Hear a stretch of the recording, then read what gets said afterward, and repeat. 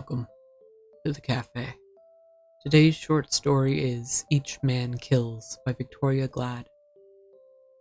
Now that it's all over, it seems like a bad dream. When I look at Maria's picture on my desk, I realize it couldn't have been a dream. Actually, it was only 6 months ago that I sat at this same desk, looking at her picture, wondering what could have happened to her. It had been 6 weeks since there had been any word from her, and she had promised to write as soon as she arrived in Europe. Considering that my future rested in her small hands, I had every right to be apprehensive. We had grown up together, had lost our folks within a few years of each other, and had been fond of each other the way kids are apt to be. When the change came, it seemed I loved her, and she was still just fond of me. During our early college days, I sort of let things ride. Once we went on to graduate school, I began to crowd her. Next thing I knew, she had signed up with a student tour destined for Central Europe, and told me she would give me my answer when she returned. I had to be content with that, but couldn't help worrying. Maria was a strange girl, withdrawn, dreamy, and soft-hearted. Knowing the section she was going to, I was inclined to be uneasy, since it is the realm of gypsies, fortune-tellers, and the like. It is also the birthplace of many strange legends, and Maria claimed to be strongly psychic. As a matter of fact, she had foretold one or two things which were probably coincidental, like the death of our parents, which even made an impression on me. And you'll hardly call me a believer. This so-called talent of hers led her into trouble on more than one occasion. I remember in her senior year at college, she fell under a spell of a sort. Fat, greasy spook reader with a strictly phony accent. It all but gave her eye teeth away until I realized something was amiss, got to the bottom of it, and dispatched friend spook reader pronto. She should meet some unscrupulous person now, with no one around to get her out of the scrape. But I didn't want to think of that. I was sure this time everything would be alright. When she didn't write at first, I let it go that she was busy. Finally, 6 weeks, silent treatment, aroused my curiosity. It also aroused my nasty temper. The next thing I knew, I was on a plane bound for the continent. Within 2 hours after landing, I found her at a little inn in Transylvania, a quaint little place that looked as if it were made of gingerbread, and was surrounded by a huge, craggy Transylvanian mountain range. I also found Todd Hunter. "What's wrong, Maria? Why didn't you write?" I asked. Her usually gay, shining brown eyes flashed angrily. "Why couldn't you leave me alone? I told you not to come after me. I came here so I could think this out, for God's sakes." "Bill, can't you see I wanted to think, to be by myself?" "But you promised to write," I persisted, wondering at this change in her, this impatience. Wondered too at her wraith-like slimness. She'd always been curved in the right places. "Maria has been studying much too diligently," Todd said slowly. "She's always tired lately. She hasn't been too well either. Her throat bothers her." I wanted to punch his head in. For some reason, I didn't like him. Not because I sensed his rivalry, I was above that. God knows I wanted her to be happy above everything. It was just something about him that irritated me. An attitude, not supercilious. I could have coped with that. Rather, it was calm imperturbability that seemed to speak his faith in his eventual success, regardless of any effort on my part. I don't know how to fight that sort of strategy. I look like I am, blunt and obvious. Suddenly I didn't care if he was there. "Maria, darling, this guy's no good for you, can't you see that? What do you know about him?" She looked at me, her eyes surprised and a little hurt. Then she looked at him, seemed to be looking through him and into herself. If you know what I mean. A slow flush spread from the base of her throat, that thin, almost transparent throat. "All I have to know," she said softly. "I love him." She looked out the window. I'm going to Quingstein Mountain to a small sanitarium for my health shortly. The doctor has told me I must go away. Todd has suggested this place. There Todd and I shall be married. I knew then how it felt to be on the receiving end of a monkey punch, that she had come to this decision because of my objections. I had not the slightest doubt. She was going to marry someone about whom she knew absolutely nothing. She was much more ill than she knew. Hunter was undoubtedly after her money. She was considerably well off. Obviously, she was once more being influenced in the wrong direction. I won't let you, I warned. Give it some more time, if for nothing else than for old time's sake. How about me, Morris? Todd interrupted. You haven't asked me my feelings on the subject. I happen to love Maria dearly. I have no say just because you're a childhood friend of hers. Childhood friend. I was her whole family for years before she ever heard of you. I'll see you in hell before I let her marry you, I shouted. Looking back, I'm sure that he had said anything else, I would have killed him. Rhea hadn't come between us. That's enough, Bill Morris. I've heard all I want to from you. I'm 23, and if I choose to marry Todd, I'll do so, and there's nothing you can do about it. Now please go. Okay, Rhea, I said. That's the way you want it. But I'm not through. If you won't protect yourself, I'll do it for you. I'd like to know more about the mysterious Mr. Todd Hunter. American, and I do wish, for your own sake, you'd do the same. I wouldn't care if you married King Tut, so long as you knew all about him. People don't just marry strangers, not if they're smart. For God's sake, ask him about himself. All right, Bill, she replied, smiling patiently. I'll ask him. Now do stop being childish. Okay, darling, I said sheepishly, but do me one more favor. Don't marry him until I get back. Only a little while. Give me a week. Just wait a little longer. As I closed the door, I could feel his smile, mocking yet a little sad. But Maria didn't wait. I was gone a week. I had walked my legs off, trying to track down the elusive Mr. Hunter, and discovered exactly nothing. All his landlady could tell me was that he was an American who had come to this climate for his health, that he slept late mornings. I was licked and I knew it. If I had been a pup, I would have fitted my tail neatly between my legs and made for home. But I wasn't a pup, so I headed straight for Rhea's flat to face the music. They were waiting for me, she and Todd. When I saw her, I wished I were dead. She lay in Todd's arms, her body a mere whisper of a body. White and cold, she was like frozen milk on a cold winter's day. They were both dead. You know how it is when, at a wake, someone views the deceased and says kindly, she's beautiful, and she isn't beautiful at all, just a made-up, lifeless handful of clay, dead as dead and frightening. Well, it wasn't that way this time. Their fair skins were faintly pink-tinted, their blonde heads hers ashen, and his reddish cast gleamed brightly. They sat so close in the sofa before the fire, his head resting in the hollow of her throat. They looked peaceful. No line marred their faces. I almost fancied I saw them breathe. And on her third finger, left hand, was the ring, a thin platinum band. He had won, and in winning somehow he had lost. How they had died and why they found each other and death at the same time, I would probably never know. I only knew one thing. I had to get away from there quickly. I almost ran the distance to my flat, stumbled into the place and poured a triple scotch, which I could scarcely hold. The scotch seared my throat and tasted bitter. Someone must have poured salt in it. Then I realized that it was tears, my tears. I, Bill Morris, who hadn't cried since my 5th birthday. I was sobbing like a baby. I didn't call the police. That would mean I would have to go back and watch them cover that lovely body, carry it away and submit it to the untold indignities in order to ascertain the cause of death. The cleaning girl would find them in the morning and would notify the police. It wasn't so simple as that. In the morning, I found I couldn't shake off the guilt which possessed me. Even 2 bottles of scotch hadn't helped me to forget.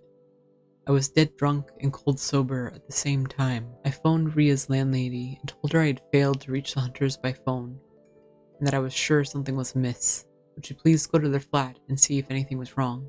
She was amused. Really, Mr. Morse, you must be mistaken. Miss Maria went out just an hour ago with her new husband. Surely you are jesting. Why, she has never looked better, so happy. They have left for Kungstein and have also left you a note.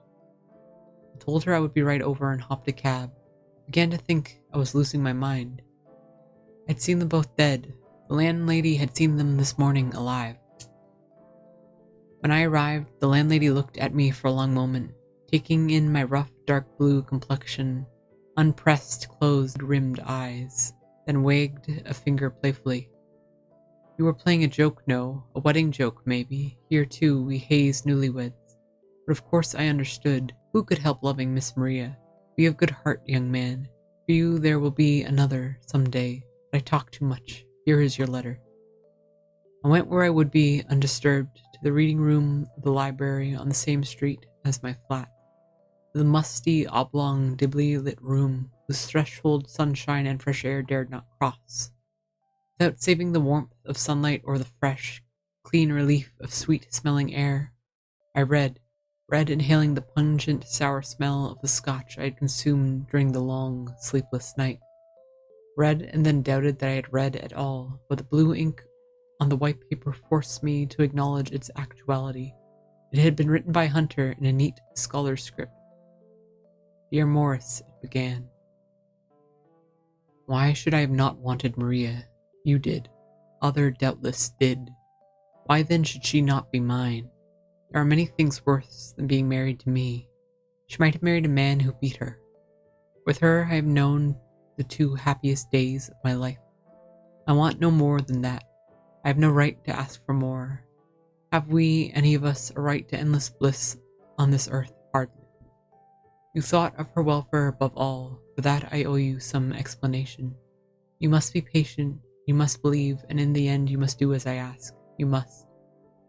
You wanted to know about me, of my life before Maria. Before Maria. It seems strange to think about it. There is no life without Maria. Still, there was a time when, for me, she didn't exist. I have been constantly going forward to the day when I would meet her, yet there was a time when I didn't know where I would find her, or even what her name would be. It was a chance that brought us together. For me, good chance. For you, possibly, ill chance. For Maria, only she can say. Some 3 years ago, I was studying in England under a Rhodes Scholarship. The future held great things for me. I was a Yank like yourself, and damn proud of it. Life in England seemed strange and slow, and sometimes utterly dismal under austerity. Then, little by little, I slipped into their slower ways, growing to love the people for their spunk, and finally coming to feel I was one of them, so to speak. I have said everything slowed down. I was wrong. Studying intensified for me. The folklore of the British Isles intrigued me. I delved into the Black Welsh tales, the mischievous fancies of the Irish, the English legends of the prowling werewolf. For me, it was a relief from political science, which suddenly paled and which smacked of treason in the light of current events. My extracurricular research consumed the better part of my evenings. My books were, and always have been, a part of me, and as was to be expected, I overdid it. I studied too hard, too little let up. Sometimes it seemed to me there was more truth to what I read than myth. It became somewhat of an obsession. Suddenly, one night, everything blacked out. I came to in a sanatorium. I didn't know how I got there. When they explained it to me, I laughed. I thought they were joking. When I tried to get up to walk, I collapsed. Then I knew how bad it had been. I knew, too, I would have to go slowly. It was there I met Eve. She was beautiful, not like Maria, who was like a fragile, fair, spun sugar angel. Eve was more earthy, with skin like ivory, creamy and rich and pale. Her blue-black hair she wore long and gathered in the back. She looked about 25, but a streak of pure white ran back from each of her temples. She was the most striking woman I have ever met. I had never known anyone like her, nor have I since I saw her last. You know how it is. The air of mystery about a woman makes a man like a kid again.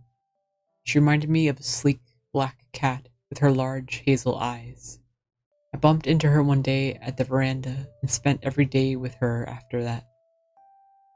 The doctors wanted me to take exercise, short walks, and the like, and Eve went with me, struggling to keep up with me. The slightest effort tired her.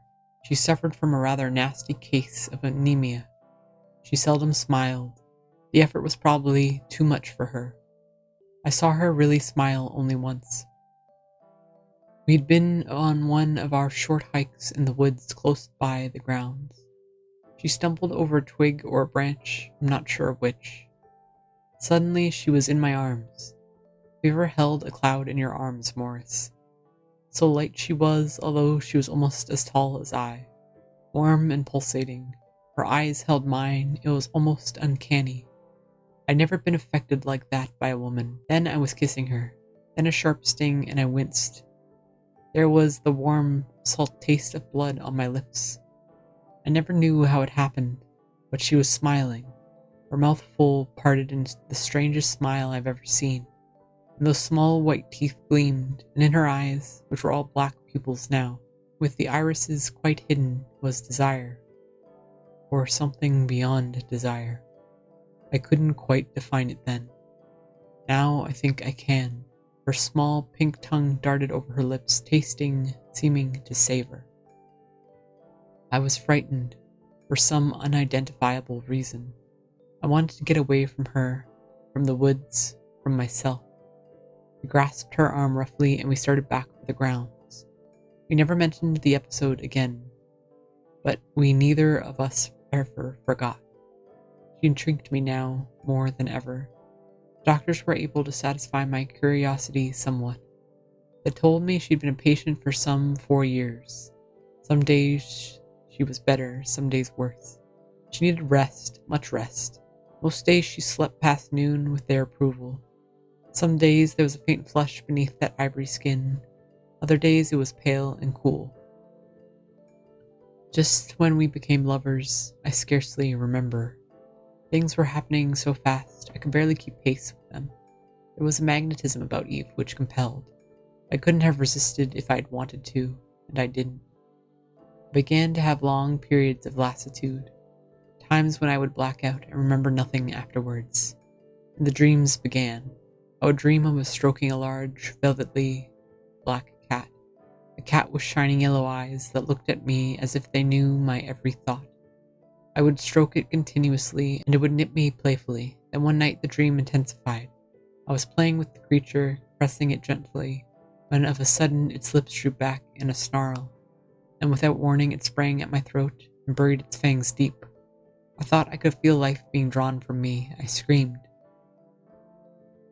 The doctors told me afterwards that I was semi-conscious for days, that I had to be restrained. When I was well again, Eve came to see me. She was gentle, soothing. She held me close to her, and oh, it was good to be alive and belong to someone. I remember to this day what she wore. Black velvet lounging slacks, a low-necked amber satin blouse, caught at the V by the curiously wrought antique silver pin. It was round and about 4 inches in diameter. In its center was the carved figure of a serpent coiled to strike. Its eyes were deep amber topazes, and its darting tongue was raised and set with a blood-red ruby. "What an unusual pin, Eve," I said. "I've never seen it before, have I?" "No," she replied. "It belongs to the deep, dark, seldom discussed skeleton in the Aucrae's closet, Todd. You see, my great-great-grandmother was quite a wicked lady, to hear tell. Went in for witches' masses and the like. They say she poisoned her husband, a rather elderly and very childish man, or her lover whom she subsequently married. Together they did away with relatives who stood in their way, accumulating more money. This pin was the instrument of death." Her slim fingers pressed the ruby tongue and the pin opened, revealing a space large enough to secrete powder. "It's like those employed by the infamous Borghese, as you can see," she continued, shrugging. "Perhaps it was fate, then, that her devoted new husband, tired of her once her fortune was assured him, took a young mistress for himself, and disposed of the unfortunate wife, using her own pin to perpetrate her murder.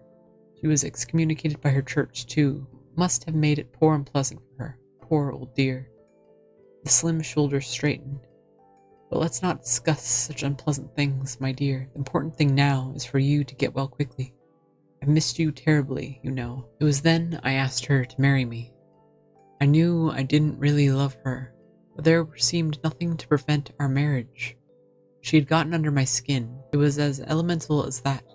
She said she thought we should wait until I fully recovered. "Don't say any more, darling," she said. "Rest your poor sore throat." She bent over me solicitously, and I reached up to stroke that smooth black hair. It had a familiar feel to it that I couldn't quite place.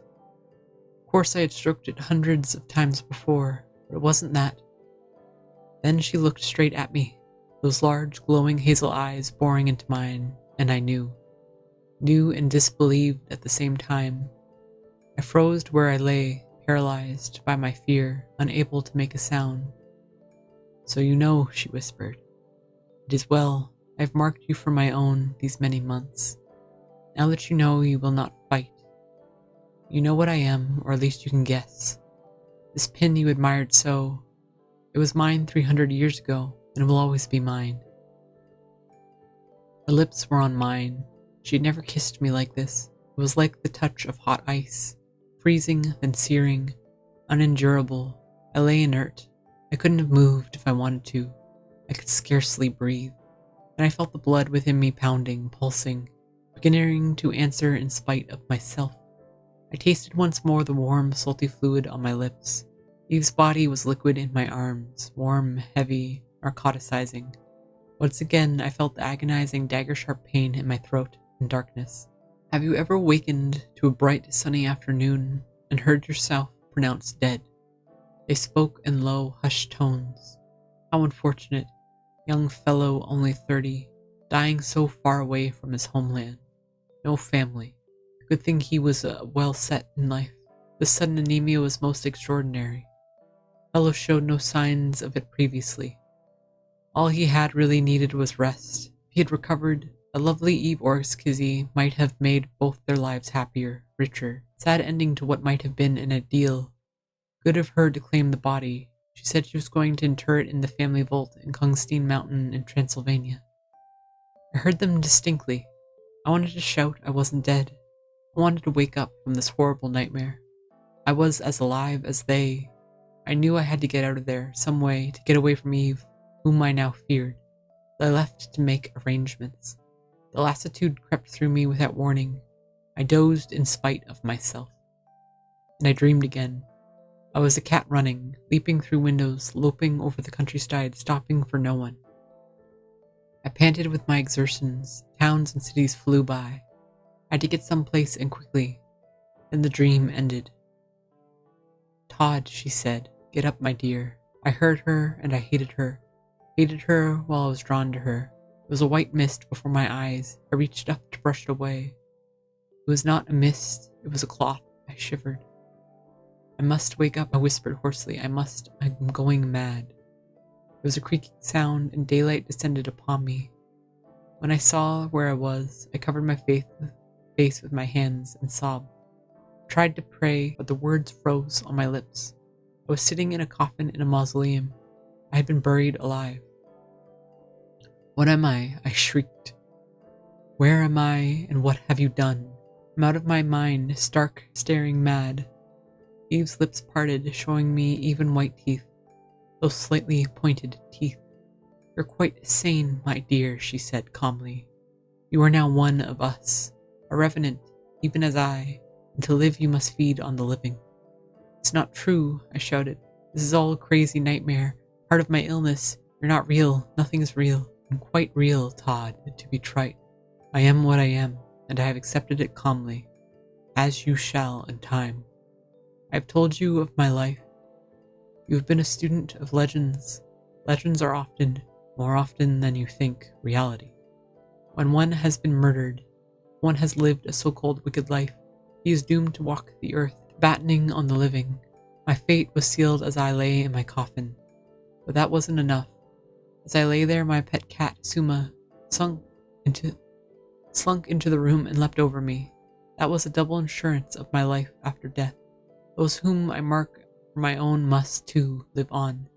Accept it, my dear, you have no other choice. No, I cried.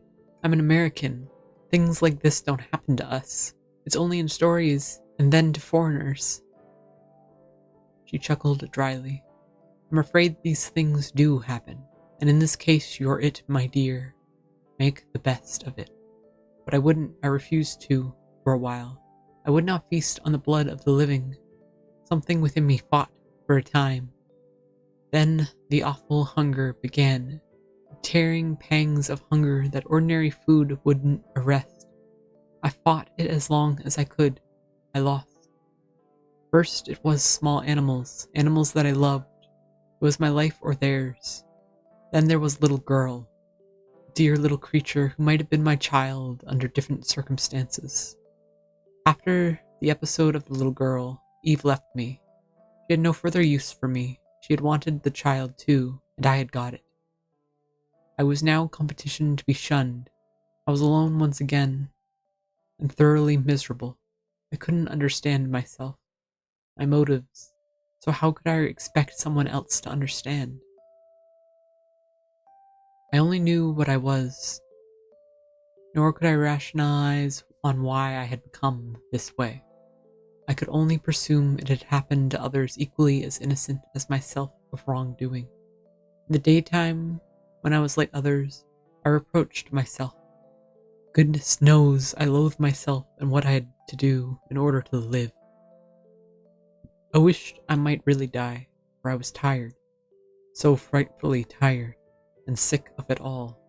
But I knew of no way to accomplish this, so I had to bear it all, fasting until my voraciousness, disgusting appetite got the better of me. I decided there must be some information on my kind, particularly in this area where vampire legends are rife. So I took to haunting reading rooms. It was there I met Maria. She told me, after we knew each other better, that she was doing graduate work in regional superstitions, and had decided that her thesis would treat of the history of vampirism. She found it terribly amusing, at the same time frightening. Didn't I? I fear I saw nothing laughable about it, but I held my peace. Why, I could have done a thesis for her that would have driven some mild-mannered prof completely out of his mind. I kept my knowledge to myself, though. I didn't want to scare Maria. She was like a flash of sunshine in a darkened room. She made each day worth living. For the first time, the hunger pangs ceased for 1 week, then 2. I was certain I was cursed. Perhaps I thought the whole thing was just a dream, and I am finally awake. I felt then that I had the right to tell her of my love. She looked infinitely sad. She wasn't certain, she said. She knew she was awfully fond of me, but she was confused. She had just come away from the States, trying to make up her mind about someone dear, whom she didn't want to hurt, and she wanted a breather. I said I would wait up to and through eternity if she wished. Things went along peacefully then. We would walk for hours together, walk in complete silence and understanding. My strength seemed to be returning, more day by day.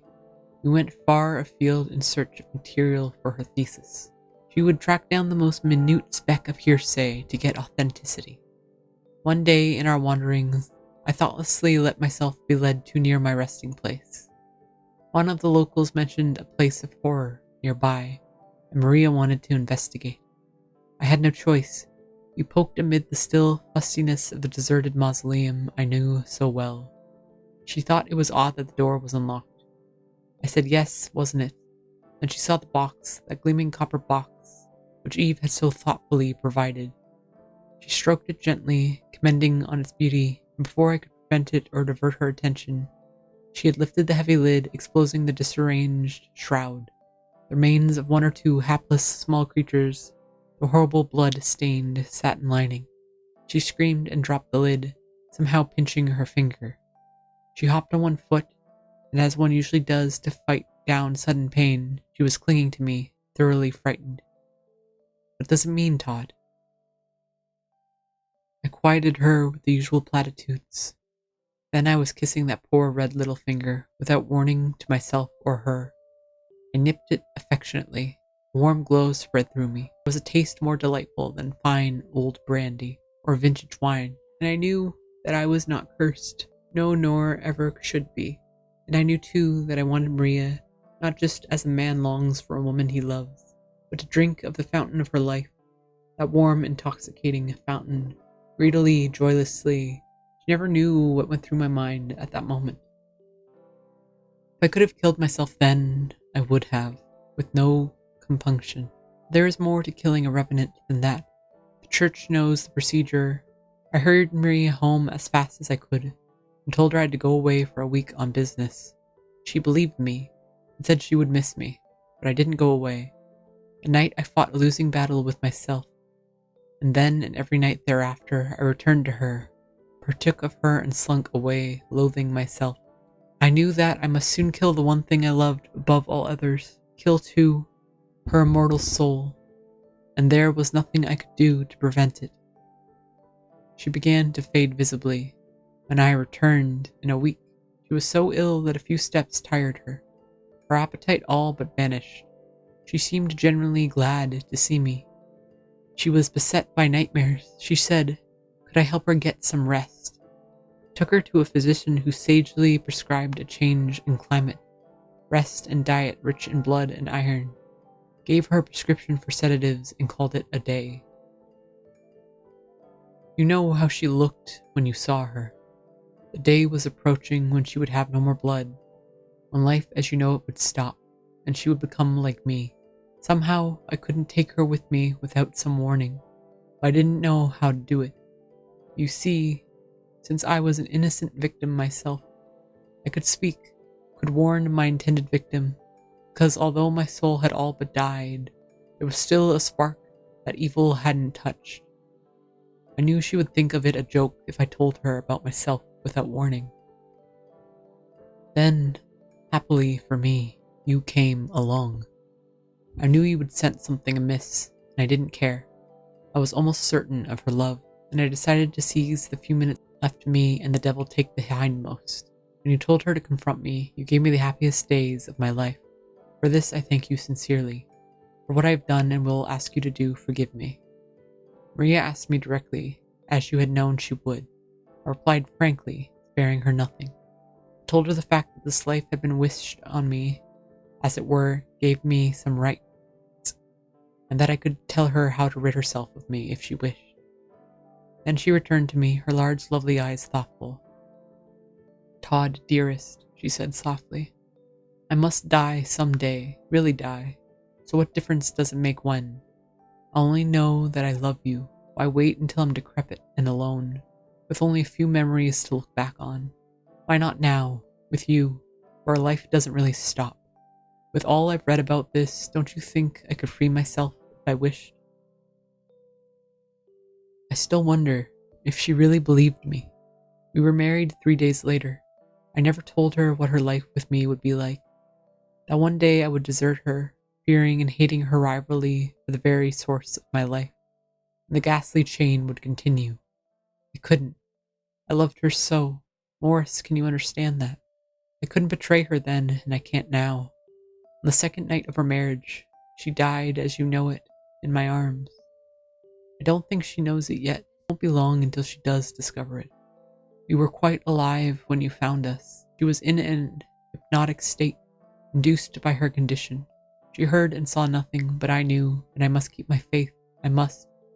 And you are the only one who can help me. If you show this to a priest, he will gladly accompany you to the place in Kongstein, where we rest during the morning in a new bed I had specially constructed for us. I couldn't bring Maria to that other bed of corruption. A map of how to get there is enclosed. There you will perform the ancient effective rites, and you will lay us to rest together as we wish. That is all I ask. When I had finished reading, I stared at nothing, trying to force myself to think. This was all he asked. In substance, he wished me to murder the girl I loved. I could refuse. I could ignore his request, even doubt the verity of his statements. He might be a madman, but I didn't doubt. I believed every word, and I knew I would do as he asked. That she had gone willingly, I didn't doubt. I no longer hated him so much. I rather pitied him, the hapless victim of a horrible chain of circumstance. I found the priest, a venerable, gentle soul. After much searching, the younger men had looked at me searchingly, laughed and told me to read the good book for consolation, and lay off the bottle. Father Coleman was understanding, with the wisdom of the very old. "Yes, my son," he said, "I will go. Many might doubt, but I believe. Lucifer roams the earth in many guises and must be recognized and exorcised." It was 5 o'clock in the morning when we approached the mausoleum. Good Father explained that the creatures of darkness had to be back in their resting places before the cock crew. At night they drew sustenance, during the morning they slept. There was a gleaming copper casket. Todd had not lied. We approached it warily. In it was nothing but grisly remains, bloodstains, and dust. We drew back, fearful. Then we saw the other, newer casket in richest mahogany, almost twice the width of the copper box, their bridal bed. They lay together, his arm around her. She wore a gown of palest blue, but oh, that mockery of a gown. Stained it was with fresh blood which had seeped onto it from him. Obviously she had not taken to prowling yet. His mouth was dark, rich with blood, slightly open in a half smile. His hand pressed her fair head close to his chest. She lay trustingly within the circle of his arm, like a small child. The priest crossed himself, the bodies twitched slightly. "You know what you must do," Father Coleman whispered. I nodded, the pit of my stomach churning madly. I couldn't do it. Not Maria, the lovely, but I knew I would. I had to. She must not wake again to see that blood-stained gown, or to wonder at her husband's gory lips. She should know rest, eternal rest. Father Coleman circled the box several times, ringing his small bell, and at one point laid a crucifix upon each of their chests. Her face writhed, and I felt my skin creep. Then, chanting in a low, firm voice, the priest gave me the signal. Together we drove 2 long stakes, dipped first in holy water, home, piercing their hearts simultaneously. The bodies leapt forward in the box, straining against the stake, and a horrible drawn-out wail shattered the stillness of the tomb. The priest dropped to his knees, and I clapped my hands over my ears, but the dreadful shriek penetrated. My stomach turned over and I retched. The good Father followed suit. We were no Superman, and our bodies and our very souls revolted against this monstrous thing. "Let us finish, my son," the priest said slowly. After a time, his face the color of ashes. "We must bury these dead, that they may sleep in consecrated ground." I couldn't. I had to see her again before it was done. She lay small and fragile as ever, her face calm, only there was no trace of life now. She was still and white, as only the dead, the truly dead, are. Todd's arm was flung across her chest, as if to protect her. I made myself to move the arm, resting her head upon his shoulder, where it belonged. Then, as I looked, there was just Maria.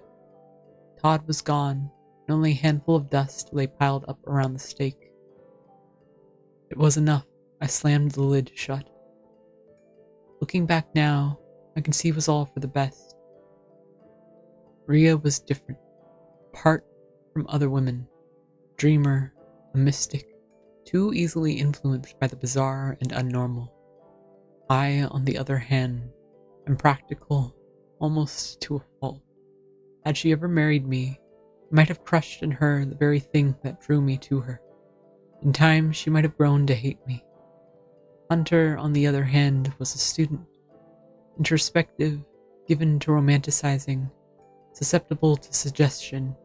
Had I been confronted with an Eve, I should have run like hell. To him, though, she was cloaked in mystery, hence more desirable. What better choice for him, ultimately, than Rhea? That Rhea had to die to achieve her happiness is of no real importance.